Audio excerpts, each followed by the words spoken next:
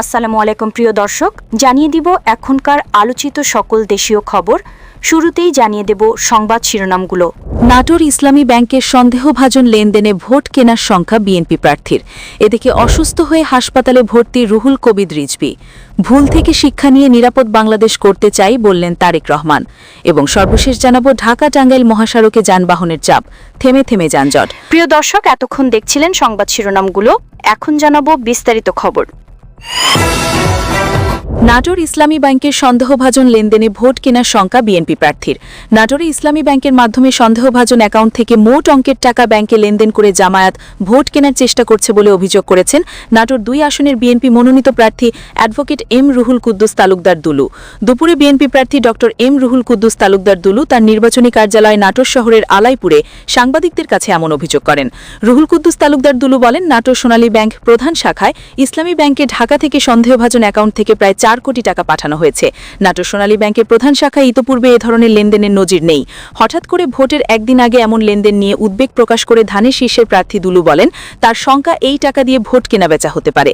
সে কারণে তিনি ভোটের আগে এই টাকা লেনদেন বন্ধ চেয়ে নাটোর রিটার্নিং অফিসারের কাছে আবেদন করেছেন। এ বিষয়ে নাটোর ইসলামী ব্যাংকের এভিপি রেজাউল করিম জানান, ৪ কোটি টাকা লেনদেন তাদের ব্যাংকের জন্য তেমন বড় কোনো বিষয় না। ভোটের মধ্যে যেহেতু ব্যাংক বন্ধ থাকবে, তাই তারা এটিএম বুথের জন্য এসব টাকা চাওয়া হয়েছে। এই লেনদেনকে সন্দেহভাজন ভাবার কোনো কারণ নেই। নাটোর সোনালী ব্যাংক প্রধান শাখার এজিএম উজ্জ্বল কুমার বলেন, লেনদেনটির বিষয়ে অভিযোগ পাওয়ার পর তিনি ঊর্ধ্বতন কর্তৃপক্ষের সাথে কথা বলেছেন। কর্তৃপক্ষ সিদ্ধান্ত দিলে সেই মোতাবেক ব্যবস্থা নেওয়া হবে। নাটোরের জেলা প্রশাসক ও রিটার্নিং অফিসার আসমা শাহিন জানান, ইসলামী ব্যাংকের সন্দেহভাজন লেনদেন বিষয়ে তিনি অভিযোগ পেয়েছেন। এর পরিপ্রেক্ষিতে সংশ্লিষ্ট ব্যাংক ম্যানেজারকে তিনি নির্দেশনা দিয়েছেন যাতে ঊর্ধ্বতন কর্তৃপক্ষকে অভিযোগের বিষয়টি জানিয়ে বিধি মোতাবেক ব্যবস্থা নেন। অসুস্থ হয়ে হাসপাতালে ভর্তি রুহুল কবির রিজভী। বিএনপির সিনিয়র যুগ্ম মহাসচিব রুহুল কবির রিজভীকে রাজধানীর স্কয়ার হাসপাতালে ভর্তি করা হয়েছে। সন্ধ্যায় তার ব্যক্তিগত সহকারী আরিফুর রহমান তুষার এ তথ্য জানিয়েছেন। তিনি জানান, জ্বর, ঠান্ডা ও শ্বাসকষ্টের কারণে আজ বিকেলে তাকে স্কয়ার হাসপাতালে ভর্তি করা হয়েছে। তিনি দেশবাসীর কাছে দোয়া চেয়েছেন। ভুল থেকে শিক্ষা নিয়ে নিরাপদ বাংলাদেশ গড়তে চাই বলছেন তারেক রহমান। বিএনপি চেয়ারম্যান তারেক রহমান বলেছেন, জনগণের সমর্থনে বিএনপি একাধিকবার রাষ্ট্র পরিচালনার দায়িত্ব পালন করেছে। দেশ পরিচালনা করতে গিয়ে সেই সময় কোনো কোনো ক্ষেত্রে হয়তো তার অনিচ্ছাকৃত কিছু ভুল ত্রুটি হয়েছে। সেজন্য আমি দেশবাসীর কাছে আন্তরিকভাবে দুঃখ প্রকাশ করছি। তিনি বলেন, অতীতের ভুল থেকে শিক্ষা নিয়ে অর্জনগুলোকে অবলম্বন করে বর্তমান এবং ভবিষ্যৎ প্রজন্মের জন্য একটি নিরাপদ বাংলাদেশ গঠনের জন্য আগামী 12ই ফেব্রুয়ারি জাতীয় নির্বাচনে আবারও আমি আপনাদের সমর্থন চাই। জাতীয় নির্বাচন ও গণভোট উপলক্ষে সন্ধ্যায় জাতির উদ্দেশ্যে দেওয়া ভাষণে একথা বলেন তিনি। ভাষণটি রাষ্ট্রীয় গণমাধ্যম বাংলাদেশ টেলিভিশন ও বাংলাদেশ বেতারের মাধ্যমে সম্প্রচার করা হয়। তারেক রহমান বলেন, জনগণ রাষ্ট্রের মালিক। জনগণ রাষ্ট্রের মালিক হলে রাষ্ট্রের সুযোগ সুবিধাও ভোগ করা জনগণের অধিকার। কিন্তু ফ্যাসিবাদ আমলের সব সুযোগ সুবিধার সম্পদ জনগণের পরিবর্তে মাফিয়া সিন্ডিকেটের হাতে কুক্ষিগত ছিল। সুতরাং এবার নির্বাচনের মাধ্যমে বিএনপি শুধু রাষ্ট্রের মালিকানাই নয়, জনগণ যাতে ন্যায্যভাবে রাষ্ট্রীয় সুযোগ ও সুবিধাও ভোগ করতে পারেন, বিএনপি সেটিকেও ইনশাল্লাহ নিশ্চিত করতে চায়। তিনি বলেন, সমাজের প্রতিটি শ্রেণী পেশার মানুষের প্রতি লক্ষ্য রেখে আমরা আমাদের আগামী বাংলাদেশ গড়ার পরিকল্পনা সাজিয়েছি। আমাদের এই পরিকল্পনা থেকে সমাজের কোনো অংশ বাদ যায়নি। দেশের প্রতিবন্ধী প্রায় 40 লাখ মানুষের কল্যাণ নিয়েও আমাদের পরিকল্পনা রয়েছে। আমরা মনে করি প্রতিবন্ধী মানুষদের প্রতি শুধু পরিবার নয়, রাষ্ট্রেরও বিশেষ দায়িত্ব রয়েছে।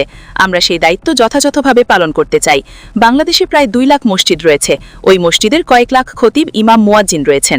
জন্ম থেকে মৃত্যু পর্যন্ত এই মানুষগুলোর সঙ্গে আমাদের রয়েছে ধর্মীয়, সামাজিক, আত্মিক এবং আধ্যাত্মিক সম্পর্ক। এদের অনেকেই আর্থিকভাবে পিছিয়ে রয়েছেন।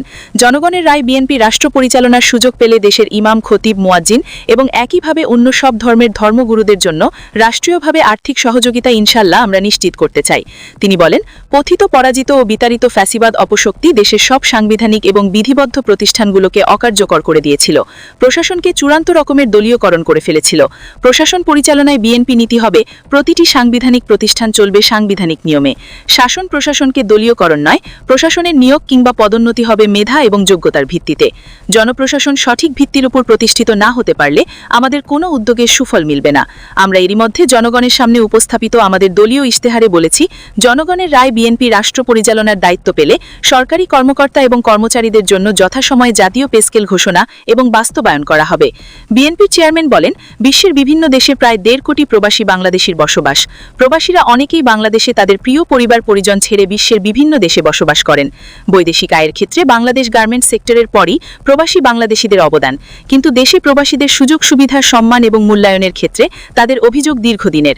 দেশে বিদেশে প্রবাসীদের সম্মান, সুযোগ সুবিধার সুরক্ষা, অধিকার নিশ্চিত করার লক্ষ্যে এবার আমরা প্রবাসী কার্ড প্রবর্তনের পরিকল্পনা গ্রহণ করেছি। এই কার্ডের মাধ্যমে দেশে প্রবাসীদের অর্থনৈতিক বিনিয়োগ, সুরক্ষা এবং বিমানবন্দরে তাদের হয়রানি বন্ধ সহ কয়েকটি সুবিধা বিদ্যমান থাকবে ইনশাল্লাহ। দক্ষ বাংলাদেশি শ্রমিক বিশ্বের কোনো দেশের কাজের নিশ্চয়তা বা অফার পেলে বিদেশি কর্মস্থলে যোগদানের জন্য তাদেরকে যাতে দেশে তাদের জায়গা জমি বিক্রি করতে না হয়, এজন্য রাষ্ট্রীয়ভাবে তাদেরকে সহজ শর্তে ঋণ সুবিধা দেওয়ার পরিকল্পনা আমাদের রয়েছে। তিনি বলেন, প্রিয়, আমাদের এই ধর্মীয় বিশ্বাস এবং মূল্যবোধের বিরুদ্ধে বিভিন্ন সময় সামাজিক রাজনৈতিক আগ্রাসন চালানোর অপচেষ্টা হয়েছিল। অপরদিকে দেশ বরেণ্য অনেক আলেম ওলেমা সোচ্চার কণ্ঠে বলেছেন, কেউ কেউ সিফ দলীয় স্বার্থ হাসিলের জন্য ধর্মের অপব্যাখ্যা করে বিশ্বাসী মুসলমানদেরকে বিভ্রান্ত করার অপচেষ্টা চালাচ্ছে। সুতরাং সব বিশ্বাসীদের প্রতি আহ্বান, কেউ যেন মুসলমানদেরকে বিভ্রান্ত করতে না পারে সে ব্যাপারে আমাদের সবাইকে সতর্ক থাকতে হবে। বিএনপি এমন একটি নিরাপদ বাংলাদেশ গড়তে চায় যেখানে মুসলমান, হিন্দু, বৌদ্ধ, খ্রিস্টান, বিশ্বাসী, অবিশ্বাসী কিংবা সংশয়বাদী, পাহাড়ে কিংবা সমতলে বসবাসকারী প্রতিটি নাগরিক নিরাপদ থাকবে। 1971 সালের স্বাধীনতা যুদ্ধের সময় কে কোন ধর্মের এটি কোনো জিজ্ঞাসা ছিল না। 2024 সালের স্বাধীনতা রক্ষা যুদ্ধেও কে কোন ধর্মের, কার কি ধর্মীয় পরিচয় এটি কোনো জিজ্ঞাসা ছিল না। প্রতিটি ধর্মের মানুষ নিজ নিজ ধর্মীয় বিশ্বাস এবং রীতি অনুযায়ী যার যার ধর্ম পালন করবেন, এটি একটি আধুনিক সভ্য সমাজের রীতি। দেশের গণতন্ত্রকামী জনগণ তাদের স্বাধীনতা হরণকারী স্বৈরাচার, ধর্মীয় চরমপন্থা কিংবা উগ্রবাদ কোনোটিকেই পছন্দ করে না। নিজ নিজ ধর্মীয় বিশ্বাস এবং সংস্কৃতি বজায় রেখে যাতে আমরা সবাই মিলেমিশে একটি নিরাপদ বাংলাদেশ করতে পারি, এ লক্ষ্যে স্বাধীনতার ঘোষকের যুগান্তকারী রাজনৈতিক দর্শন ছিল বাংলাদেশি জাতীয়তাবাদ। দল, মত, ধর্ম, বর্ণ নির্বিশেষে এই বাংলাদেশে আমরা সবাই বাংলাদেশী।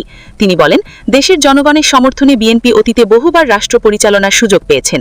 স্বাধীনতার ঘোষক জিয়াউর রহমান রাষ্ট্র পরিচালনার দায়িত্ব পেয়ে দেশকে স্বনির্ভর বাংলাদেশ হিসেবে গড়ে তুলেছিলেন। বাংলাদেশের স্বার্থের পক্ষে থাকার কারণেই তাকে শাহাদত বরণ করতে হয়েছে। আমার মা মনুমা বেগম খালেদা জিয়া, যাকে বাংলাদেশের জনগণ অর্থাৎ আপনারাই দেশনেত্রী উপাধি দিয়েছিলেন, তিনি কখনোই আপনাদের সম্মানের অমর্যাদা করেননি। জীবনের শেষ বয়সে এসেও তিনি জেল জুলুম বরণ করেছেন, কিন্তু বাংলাদেশের স্বার্থের সঙ্গে আপোষ করেননি। সন্তান হিসেবে আমি জানি তার কাছে অনেক প্রস্তাব এসেছিল। তিনি চাইলেই সেই প্রস্তাব গ্রহণ করে জেল জুলুম এড়িয়ে বিদেশে চলে যেতে পারতেন, কিন্তু তার হৃদয় জুড়ে ছিল বাংলাদেশ। দেশের স্বাধীনতাপ্রিয় গণতন্ত্রকামী জনগণের বিশ্বাস ছিল খালেদা জিয়া জালিমের কারাগারে থাকলেও তিনি তাবেদার অপশক্তির ভয়ের কারণ। খালেদা জিয়াও জনগণের শ্বাস এবং ভালোবাসার মর্যাদা দিয়েছিলেন। তিনি দেশেই থেকেছিলেন শেষ দিন পর্যন্ত। তিনি বলেন, ফ্যাসিবাদ মুক্ত বাংলাদেশে আপসীন নেত্রী খালেদা জিয়া দেশে পুনরায় গণতন্ত্রকে প্রাতিষ্ঠানিক রূপ দিতে চেয়েছিলেন, জনগণের অধিকার প্রতিষ্ঠা করতে চেয়েছিলেন। দেশের স্বাধীনতাপ্রিয় গণতান্ত্রিক জনগণের সামনে খালেদা জিয়ার আকাঙ্ক্ষা পূরণের সেই সময় উপস্থিত। আগামী 12ই ফেব্রুয়ারি রাষ্ট্র ও সরকারের জনগণের অধিকার প্রতিষ্ঠার দিন। দেশনেত্রী খালেদা জিয়া জনগণের চূড়ান্ত বিজয় দেখে যেতে পারেননি। সারা দেশের সব ছাত্র জনতা, কৃষক, শ্রমিক, রিক্সা চালক, গার্মেন্টস কর্মী, ফুটপাতের হকার থেকে শুরু করে শিক্ষক, সাংবাদিক, শিল্পী, বুদ্ধিজীবী, পেশাজীবী, শ্রমজীবী, সরকারি বেসরকারি চাকরিজীবী, ব্যবসায়ী কিংবা শিল্প উদ্যোক্তা এবং দেশের সব মায়েরা, বোনেরা, সবার কাছে আমার বিনীত আবেদন, আপনারা যারা শহীদ জিয়াকে ভালোবাসেন, দেশনেত্রী খালেদা জিয়াকে ভালোবাসেন, স্বাধীনতা ও গণতন্ত্রকে ভালোবাসেন, আগামী 12ই ফেব্রুয়ারি জাতীয় নির্বাচনে ধানের শীষকে বিজয়ী করুন। ধানের শীষের বিজয়ের অর্থ বাংলাদেশের বিজয়। ধানের শীষের বিজয়ের অর্থ স্বাধীন, সার্বভৌম, আপসীন বাংলাদেশ। ঢাকা টাঙ্গাইল মহাসড়কে যানবাহনের চাপ, থেমে থেমে যানজট। ত্রয়োদশ জাতীয় সংসদ নির্বাচনকে ঘিরে টানা 4 দিনের ছুটিতে শ্রমজীবী মানুষের গ্রামে ফিরতে শুরু করেছে। একসঙ্গে হাজারো মানুষ বাড়ির পথে ছুটে চলায় ঢাকা টাঙ্গাইল যমুনা সেতু মহাসড়কে যানবাহনের চাপ বেড়েছে। এতে মহাসড়কের 10 কিলোমিটার এলাকায় থেমে থেমে যানজটের সৃষ্টি হয়েছে। অনেকে খোলা ট্রাক, পিকআপে করে ঝুঁকি নিয়ে বাড়ি ফিরছেন। দুপুরের পর থেকেই মহাসড়কে যানবাহনের চাপ বেড়ে যায়। পরে মহাসড়কের এলেঙ্গা থেকে সদর উপজেলা শিবপুর পর্যন্ত উত্তরাঞ্চলগামী লেনে 10 কিলোমিটার থেমে থেমে যানজটের সৃষ্টি হয়। এছাড়াও অতিরিক্ত ভাড়া আদায়ের অভিযোগ করেছেন যাত্রীরা। এদিকে মহাসড়কে যানজট নিরসনে বিভিন্ন পয়েন্টে কাজ করছে পুলিশ। পুলিশ জানায়, জাতীয় সংসদ নির্বাচনের 4 দিনের ছুটিতে উত্তরাঞ্চল সহ আশপাশের 23 জেলায় মানুষ যাতায়াত করছে। এতে দুপুরের পর থেকে মহাসড়কে যানবাহনের চাপ বেড়ে থেমে থেমে যানজটের সৃষ্টি হয়েছে। এলেঙ্গা হাইওয়ে পুলিশ বাহিনীর ইনচার্জ মোহাম্মদ শরীফ বলেন, মহাসড়কে যানবাহনের চাপ রয়েছে, তবে এখন যানবাহন স্বাভাবিক গতিতে চলছে। প্রিয় দর্শক, এই ছিল এখনকার গুরুত্বপূর্ণ নিউজ। আরও গুরুত্বপূর্ণ নিউজ নিয়ে ফিরছি কিছুক্ষণের মধ্যে। নিউজগুলো সবার আগে দেখার জন্য এই চ্যানেলটি সাবস্ক্রাইব করে আমাদের সাথে থাকুন। ধন্যবাদ।